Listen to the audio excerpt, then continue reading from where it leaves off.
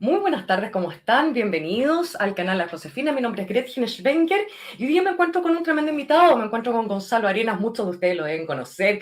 Él es abogado, doctor en historia, académico de la Facultad de Derecho de la Universidad de San Sebastián y exdiputado. Así que vamos a estar conversando hoy día con él y partimos en 24 segundos.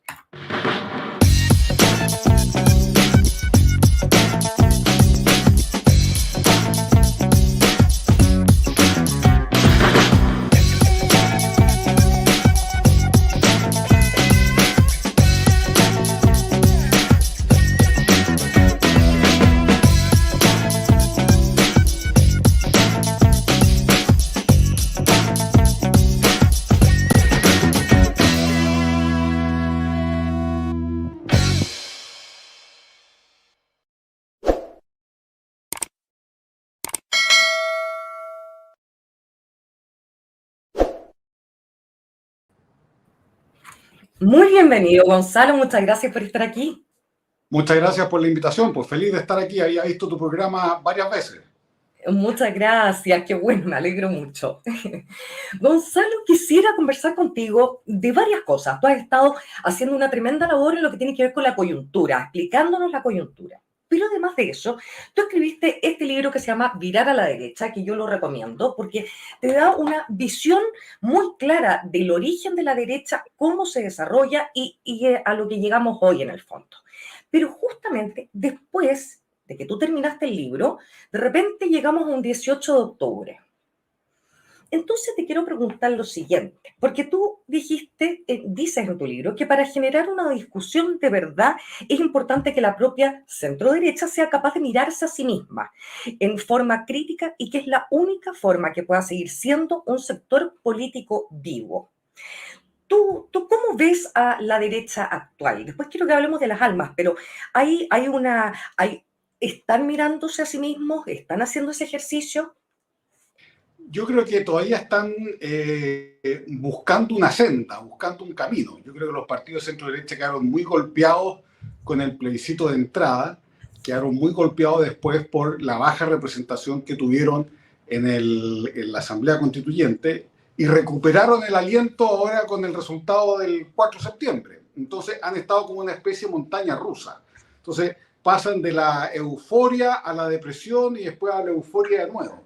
Yo creo que todavía falta procesar este periodo y yo creo que ese procesamiento va a llevar a una reestructuración grande de los partidos que hoy día representan a la centro derecha. Yo veo difícil que los partidos actuales se mantengan como si nada hubiese pasado. Y yo creo que, bueno, eso no es solamente propio de la derecha, yo creo que también, bueno, ya ha empezado a pasar en el centro. La democracia cristiana se ha vaciado, han surgido amarillos, han surgido los demócratas, han surgido, bueno, el Partido de la Gente. Yo creo que ese proceso, si bien en la derecha se ha iniciado con el Partido Republicano, yo creo que todavía le falta camino por recorrer y una vez que se produzca este reacomodo nuevo de representación política de la centro derecha, ahí va a venir un proceso de reflexión importante que todavía no se ha dado. Y Gonzalo, ¿cómo ves, por ejemplo, porque tú hablas en tu libro de cómo surge la derecha, de cómo se presentan distintas almas, ¿no? Pero que estas almas en algún minuto van sufriendo algunos quiebres, van disminuyendo la cantidad de almas, llega a 4, pero hoy en día, ¿tú cómo identificas a la actual derecha? ¿Cómo son estas almas de la derecha?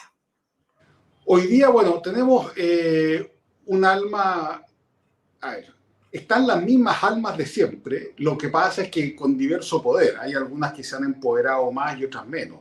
Por ejemplo, lo que es el alma más conservadora, yo creo que con el surgimiento de republicanos se ha potenciado mucho, porque ha logrado centrar o recoger una indignación de mucha gente de centro derecha ante una izquierda muy radical. ¿Ah? Hay que decir que el conservadurismo más duro siempre nace como respuesta a una amenaza. ¿Ah? Y esta amenaza que se dio en el Frente Amplio es lo que generó, ¿no es cierto?, el fenómeno del Partido Republicano. Y yo creo que hoy día esa derecha está mucho más empoderada que las otras almas. ¿Ah? Bueno, y lo reflejó la votación de José Antonio Caz en la primera vuelta, que le fue muy bien. Y también a que el Partido Republicano hoy día muestra una mayor actividad, una mayor energía, una mayor como expectativa de futuro que lo que es la Alianza de Chile Vamos tradicional. Pero eso puede cambiar, ¿ah? O sea, eso siempre está en movimiento, pero sin duda que tanto Renovación Nacional como la UDI todavía no han dado cuenta de lo que significa que haya surgido un partido republicano y que haya surgido un partido de la gente, que en esencia, en un gran porcentaje de gente que votaba por la centro derecha antes, o por el centro.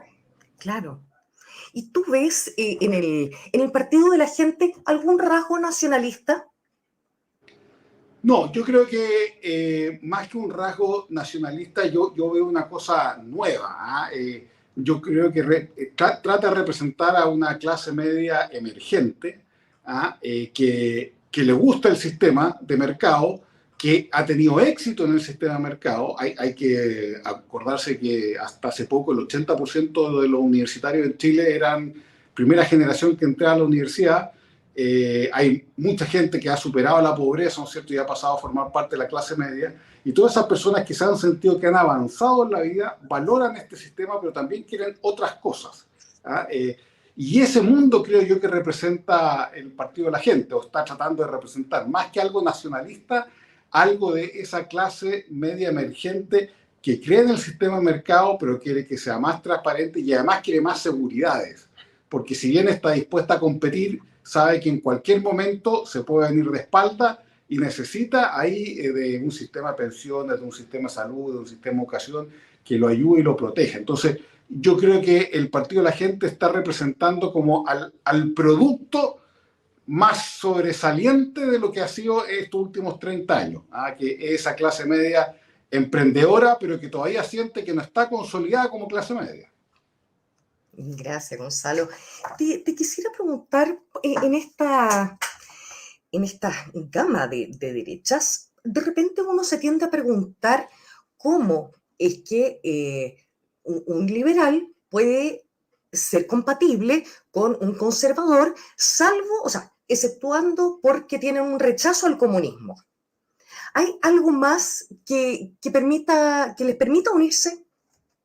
Bueno, yo creo que en el contexto actual, cuando ha disminuido mucho la pugna en temas valóricos, porque hoy día ya los temas valóricos casi no son temas, ya, o sea, todas las cosas que antes podían dividir valóricamente ya las resolvió el Congreso, para bien o para mal, hay leyes, hay temas zanjados, y por lo tanto yo creo que se pueden unir primero en creer en la persona, en el emprendimiento individual, en la libertad, pueden, también en la limitación del poder del Estado, en las instituciones, en la democracia liberal. Yo creo que hoy día los conservadores ya están formando parte de la democracia liberal y juegan con sus reglas y a medida de sus reglas también.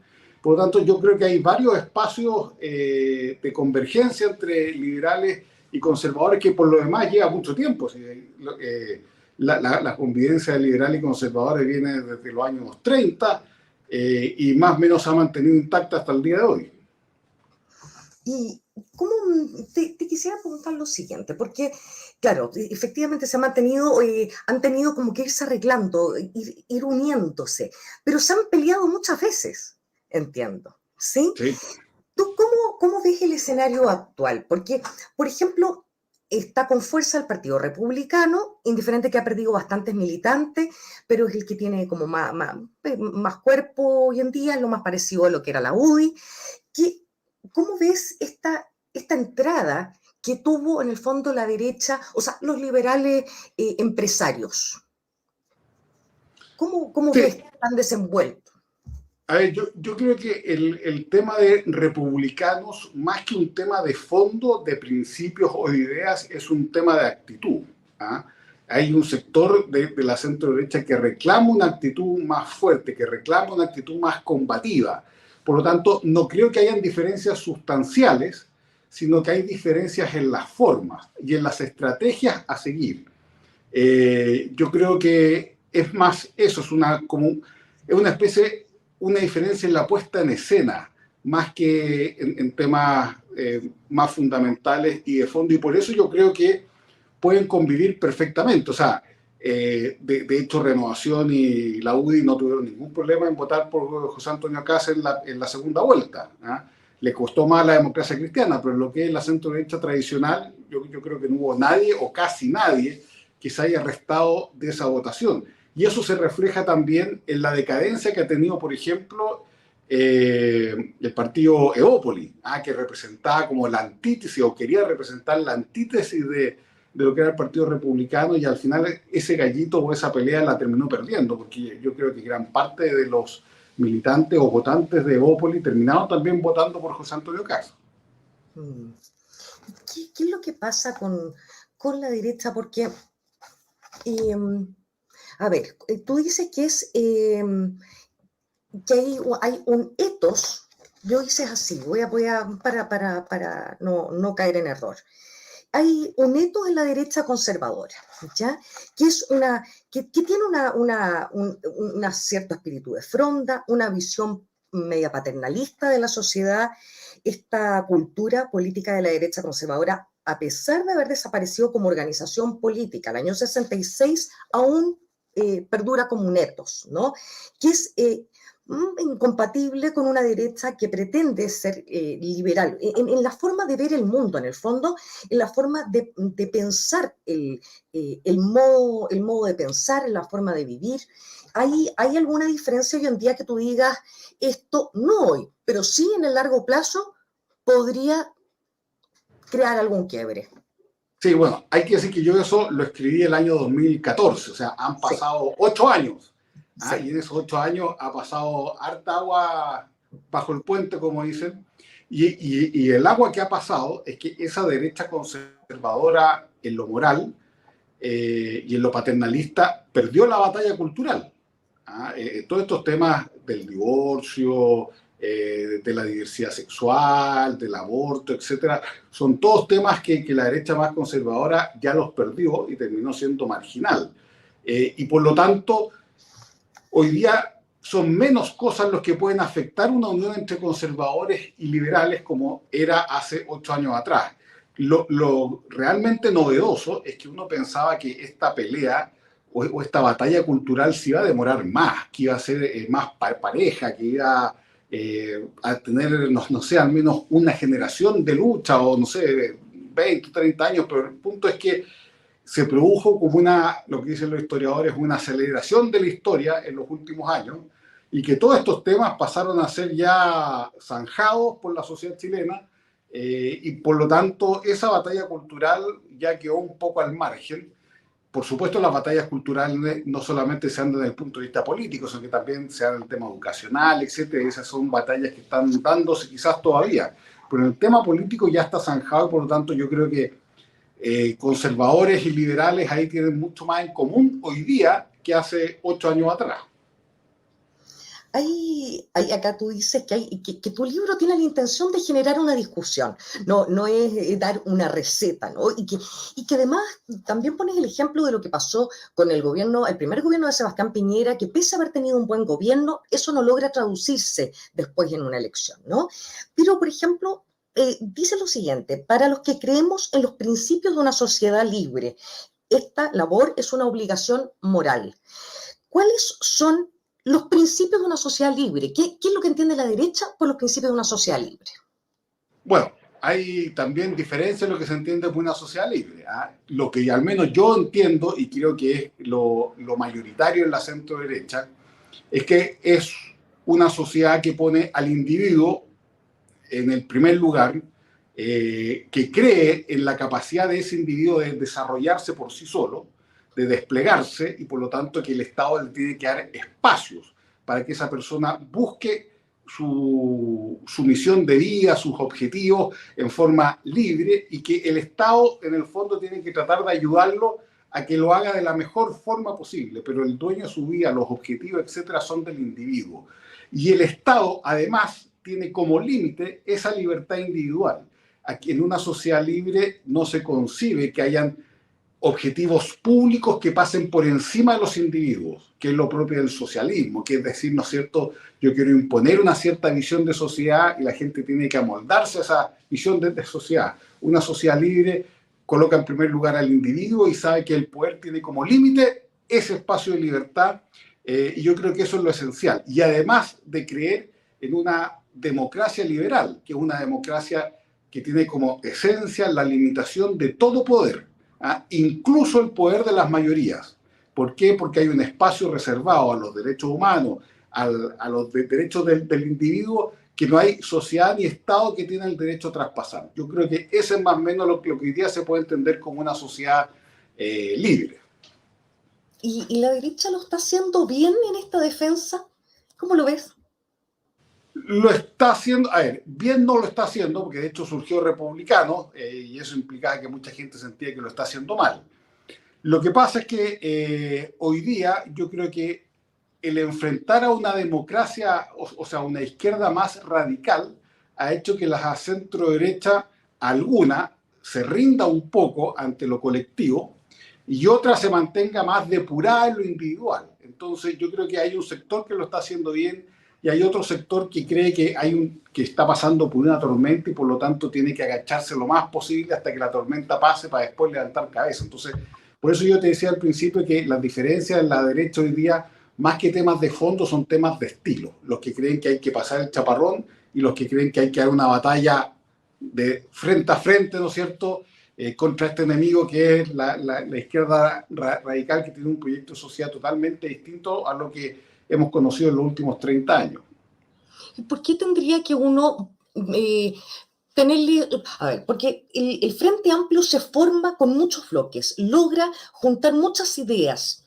¿Por qué uno podría tenerle cierto rechazo, cierto susto, incluso uno podría decir, al Partido Comunista o al Frente Amplio? Yo creo porque ellos reflejan una ideología que hoy día se puede, bueno, que los académicos lo han llamado postmarxismo, que es parte del Frente Amplio y también de gran parte del Partido Comunista. Y que el postmarxismo, al final del día, es profundamente antidemocrático. No cree en la democracia liberal, cree, ¿no es cierto?, en una forma de configurar el poder que es una forma esencialmente populista, que termina siendo por ende autoritaria, y que termina pasando por encima de derechos básicos de una democracia liberal. Entonces, yo creo que el principal temor del frente que uno puede tener al Frente Amplio o al Partido Comunista es ese objetivo final que siempre termina siendo antidemocrático y termina contradiciendo las condiciones mínimas de una democracia liberal, que por lo demás lo vimos en el proyecto de Constitución. En el proyecto de borrador de Constitución, la gente cree que fue un circo, que dijeron puras tonteras, etcétera, pero no fue tan así. Hubo personas que, por supuesto, hicieron tonteras, pero si uno lee bien el borrador de proyecto constitucional de la Convención, hay una ideología detrás, una ideología muy clara, pensada, que se ha implementado en otros países, que tiene referentes internacionales. O sea, no es una cosa escrita tonta y a loca, ni mucho menos.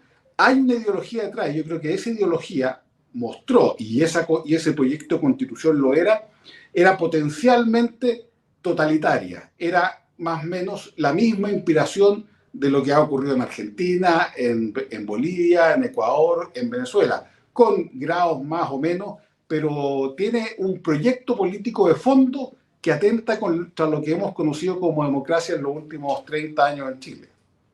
¿Y por qué podría ser que se volvió atractivo este proyecto? ¿Qué fue, crees tú, que atrajo a gente? Yo creo que hay varios factores. Primero, yo creo que el sistema liberal que hemos establecido empezó a ser no creíble. ¿En qué sentido? Que se predicaba, ¿no es cierto?, la competencia, el mérito, el salir adelante, el emprendimiento, y ahí, por un lado, empezamos a ver noticias de colusión de los pollos, de colusión de la farmacia, de la colusión del papel, empezamos a ver las estafas de la Polar, o sea, todo el sistema que se mostraba que era un sistema justo empezó a perder legitimidad.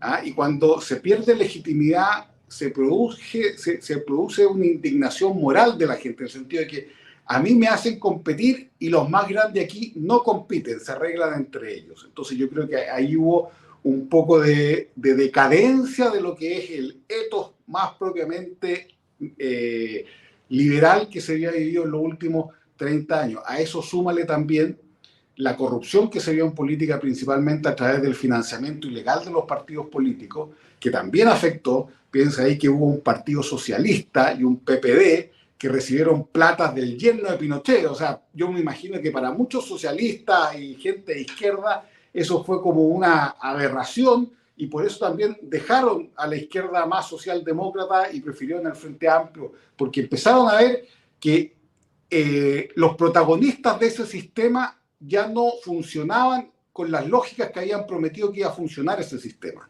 Y además también porque si bien esta economía liberal que tuvimos fue importante para que mucha gente surgiera, viene la otra parte, que es una vez que ya hemos surgido, ¿quién me ayuda a mantenerme donde estoy y a seguir progresando lentamente porque esto es frágil? Entonces, ahí también hubo una falta de capacidad de demostrar que este sistema también podía evolucionar con las expectativas de la gente, y por eso nos negamos tanto a modificar la Constitución, nos negamos tanto a modificar el sistema de AFP, a modificar el sistema ISAPRE, y yo creo que eso al final terminó también pasando la cuenta, no dábamos respuesta. Y yo creo que eso quedó más que reflejado con el plebiscito de salida, el del 4 de septiembre, porque la gente no es que quiera un sistema distinto, porque lo rechazó en forma mayoritaria. Lo que quiere es perfeccionar el actual. Yo creo que ese es el gran mensaje de lo que ha pasado en los últimos 2 años. Lo que pasa es que la izquierda lo interpretó con que la gente no quería saber nada del sistema en los últimos 30 años, y el 4 de septiembre les demostró absolutamente lo contrario. Si la centroizquierda, o más bien, si no hubiera surgido el movimiento de amarillos, ¿tú crees que hubiera ganado el rechazo? Sí, porque yo creo que mucha de esa gente igual iba a votar rechazo. Lo que pasa es que se le hizo más fácil, porque en el fondo hubo muchas personas de centro izquierda que también se mostraron públicamente votando por el rechazo. O sea, yo creo que ayudó a no sentirse tan culpable a mucha gente de votar junto con la derecha. Pero yo creo que se habría rechazado igual. ¿Ah? Ahora, por supuesto que es importante que haya surgido gente que estuvo en la centroizquierda a favor del rechazo, por supuesto que ayudó, pero yo creo que el 62% que se obtuvo es mucho más que amarillos, es mucho más que la democracia cristiana, es mucho más que la centro derecha. Hay mucho sentido común ahí metido que no puede ser reclamado por ningún partido, ni dirigente, ni sector que haya hecho campaña por el rechazo. Sí, en realidad me acordé tú mencionas en el libro los social cristianos. Los social cristianos, por ejemplo, ahora tú, ¿en dónde los ubicas? Porque en su minuto se forma la democracia cristiana. Actualmente, por ejemplo, los principios de amarillo dicen social cristiano, incluye a social cristiano. Pero dentro de la derecha, ¿en dónde están? Yo creo que están repartidos en todos lados, porque uno de los grandes perdedores de toda esta reestructuración política que se ha dado en Chile y que se va a seguir dando, o el primer afectado, ha sido precisamente la social, o sea, el social cristianismo, la democracia cristiana. Yo creo que hoy día son partidos, por ejemplo, la misma AEC, el Partido Demócrata, no sé todavía amarillos, pero muchos son partidos de mucho cacique, pero poco soldado para abajo. Yo creo que no estamos movilizando a un electorado, a una realidad social determinada. Porque lo que hizo grande a la democracia cristiana es que ese cristianismo se asoció con la clase media en su momento. El Partido Demócrata Cristiano fue el gran partido de la clase media después del Partido Radical. Y yo creo que hoy día la clase media no está en una visión cristiana, no está en una visión cercana a la iglesia, sino que está más bien en esta postura individualista y más de libertad, pero con protección. Entonces, yo creo que el socialcristianismo ha perdido mucha fuerza y sus elementos están dispersos en otros lados y con con una convicción de que también no hay mucha esperanza, porque también ha habido una crisis importante de la Iglesia. O sea, la crisis que ha habido en la Iglesia en los últimos años no es gratis, y también afecta, ¿no es cierto?, a la política, a la sociedad, a la cultura. Si tú te das cuenta, durante el estallido social, la Iglesia prácticamente no ha participado, ha estado inexistente, no ha sido un actor relevante. Cuando el socialcristianismo fue potente en los años 60 con la democracia cristiana, la Iglesia participaba del debate y era un actor central en el debate. Hoy día ese referente no está.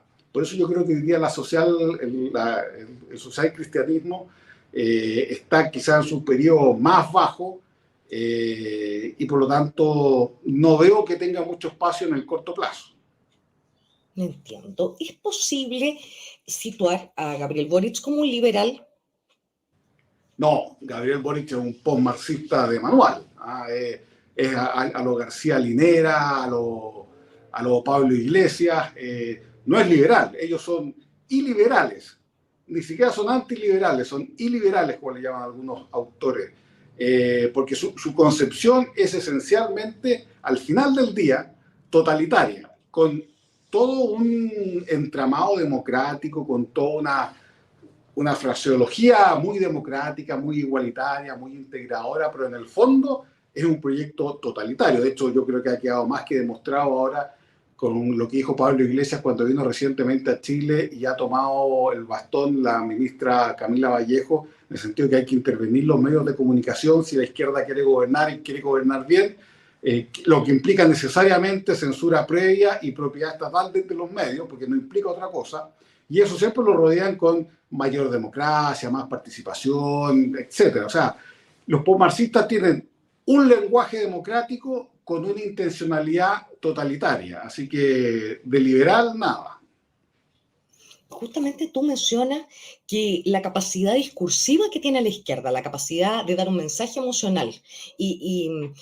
¿Cuál es ¿por qué la derecha no es capaz de dar ese mensaje? Es que la derecha en general siempre ha sido menos intelectual que la izquierda.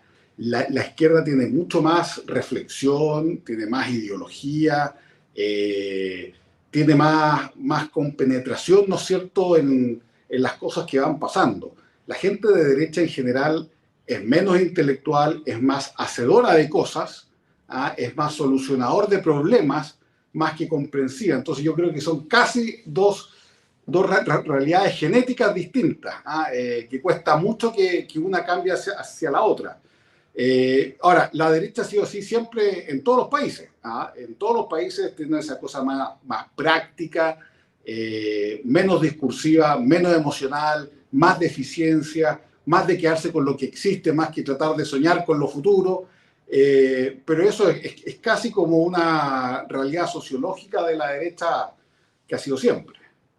¿Tú ves ahora alguna persona que pueda estar en la derecha que pudiera, por ejemplo, en la izquierda tú tienes a Mayol, y que justo tú lo mencionas en tu libro, pero tienes a Alberto Mayol, tienes a distintos personajes, pero en la derecha ¿hay alguno en este minuto que tú veas? Que sea como intelectual de la derecha o líder político de la derecha. No, como intelectual de la derecha, que esté metiendo ideas en el fondo. Porque, por ejemplo, tú haces el ejercicio, yo creo, más importante de la derecha, que es claramente definir y que uno tenga la película clara, cosa que no pasa. ¿Tú ves a alguna persona que pudiera estar teniendo influencia? Bueno, hay muchos muy inteligentes, muy capaces, pero el problema está en que la derecha tiene una relación distinta con sus intelectuales a lo que lo tiene la izquierda. Porque siempre hay que distinguir al intelectual político al líder político. Los líderes políticos de izquierda son más reflexivos y de hecho sus acciones siempre van precedidas de mucho estudio y mucha reflexión. O sea, todo, no sé, en la época de los años 60, todos los marxistas leían a Althusser, leían a Foucault, leían a Bourdieu, etc. O sea, el intelectual de izquierda es alguien respetado dentro de la izquierda. Eso no ocurre en la derecha. En general, por ejemplo, hoy día pueden haber muchos autores de derecha, no sé, Hugo Herrera, Daniel Mansuy, Stevenson, Ortúzar y varios otros, que pueden tener muy buenas ideas, pero al dirigente político de derecha, que un intelectual le venga a decir lo que tiene que hacer, es casi como que le clavaran un cuchillo. ¿Ah? ¿Por qué? Por esta predisposición casi genética del líder de derecha a ser más práctico, a ir a la eficiencia, a ir a lo concreto, a no perder el tiempo, ¿no es cierto?, en discusiones que siente que no va para ningún lado. Y además también no es solamente culpa de los líderes políticos, también el intelectual de derecha generalmente es mucho más soberbio que el de izquierda. Y es más soberbio en el sentido que ningunea mucho al político de derecha. En cambio, el intelectual de izquierda sabe que el político de izquierda realiza una función esencial que él no puede hacer. Entonces, la relación entre intelectuales y dirigentes políticos en la derecha es muy distinta a la izquierda, y eso hace que en ese plano de la praxis, a ese plano en donde se juntan las ideas con la acción, la izquierda siempre es más potente que la derecha.